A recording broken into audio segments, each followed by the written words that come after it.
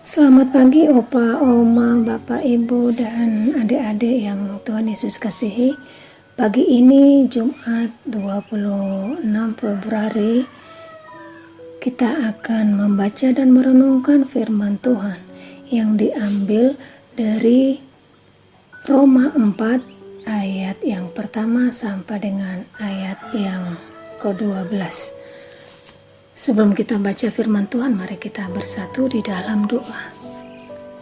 Segala puji dan syukur kami naikkan ke hadapan hadirat-Mu ya Tuhan di pagi hari ini.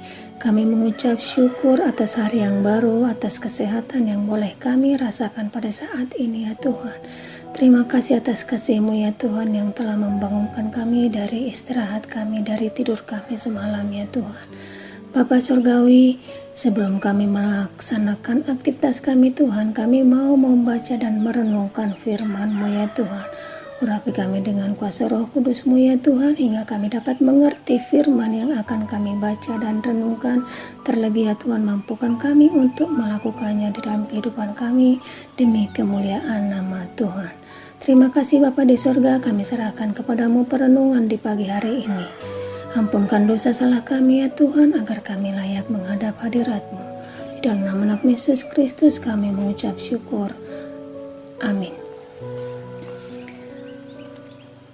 Roma 4 ayat 1 sampai ayat 20 sampai ayat 12. Demikian firman Tuhan. Dengan judul perikop, Abraham dibenarkan karena iman. Jadi apakah akan kita katakan tentang Abraham, bapa leluhur jasmani kita? Sebab jikalau Abraham dibenarkan karena perbuatannya, maka ia beroleh dasar untuk bermegah, tetapi tidak di hadapan Allah. Sebab apakah dikatakan nas kitab suci? Lalu percayalah Abraham kepada Tuhan, dan Tuhan memperhitungkan hal itu kepadanya sebagai kebenaran. Kalau ada orang yang bekerja, upahnya tidak diperhitungkan sebagai hadiah, tetapi sebagai haknya. Tetapi kalau ada orang yang tidak bekerja, namun percaya kepada Dia yang membenarkan orang durhaka,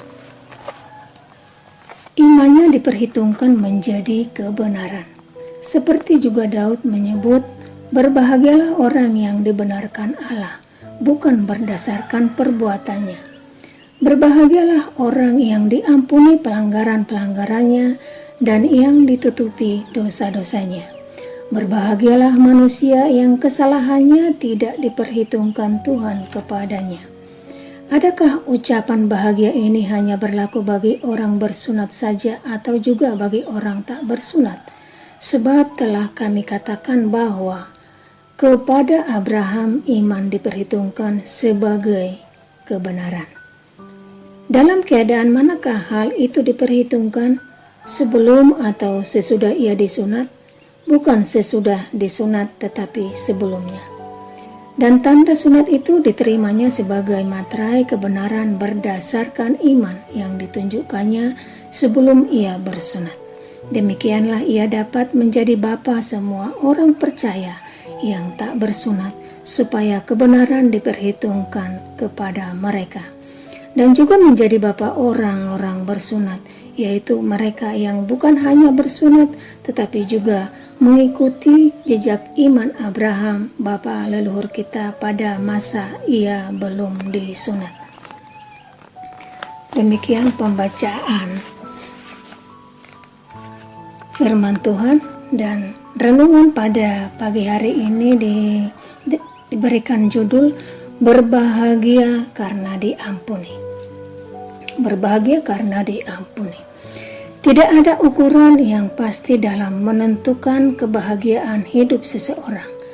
Ada yang punya banyak harta tetapi tidak bahagia, dan sebaliknya, ada yang hidupnya pas-pasan tetapi dia dapat berbahagia. Bahagia itu tidak ditentukan dari apa yang dimiliki, tetapi kepada rasa syukur atas apa yang dimiliki. Lalu bagaimanakah dengan ukuran kebahagiaan dalam beriman? Apakah ukuran yang pasti Adakah ukuran yang pasti untuk menentukan kebahagiaan dalam beriman? Oma, opa, bapak, ibu, dan adik-adik yang Tuhan Yesus kasihi, pembacaan Alkitab hari ini menegaskan tentang ukuran kebahagiaan Paulus, yakni ketika pelanggaran dan dosa kita diampuni oleh Tuhan. Mengapa demikian?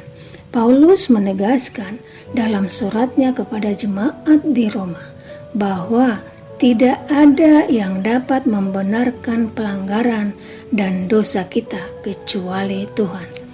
Perbuatan saleh dan baik sekalipun tidak mampu menutupi pelanggaran dan dosa manusia.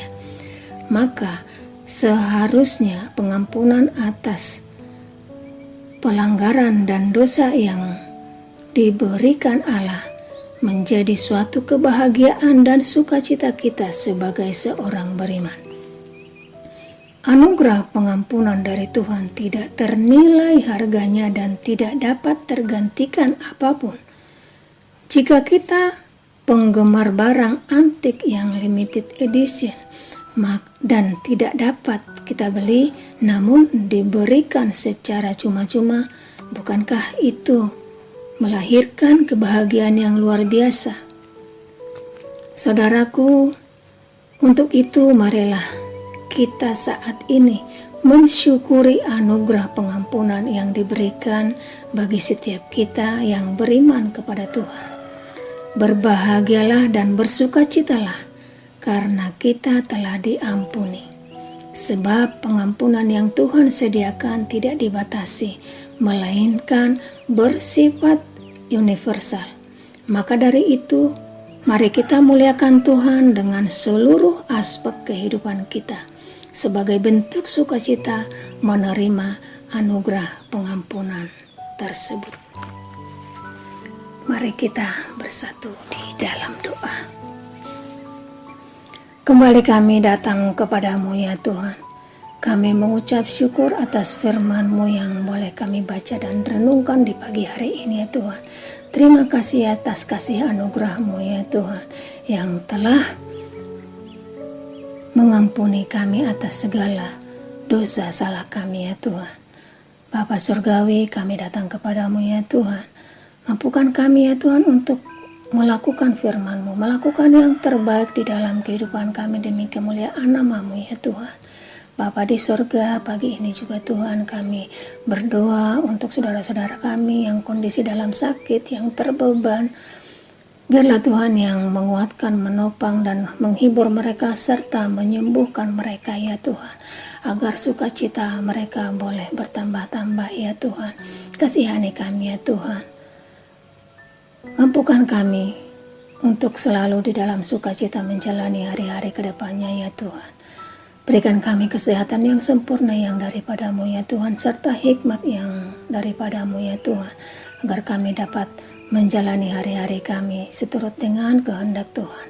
Terima kasih Bapa Surgawi, kami serahkan kehidupan kami pada hari ini ke dalam tangan pengasuhan Tuhan. Di dalam nama Anak Yesus Kristus kami mengucap syukur. Haleluya. Amin.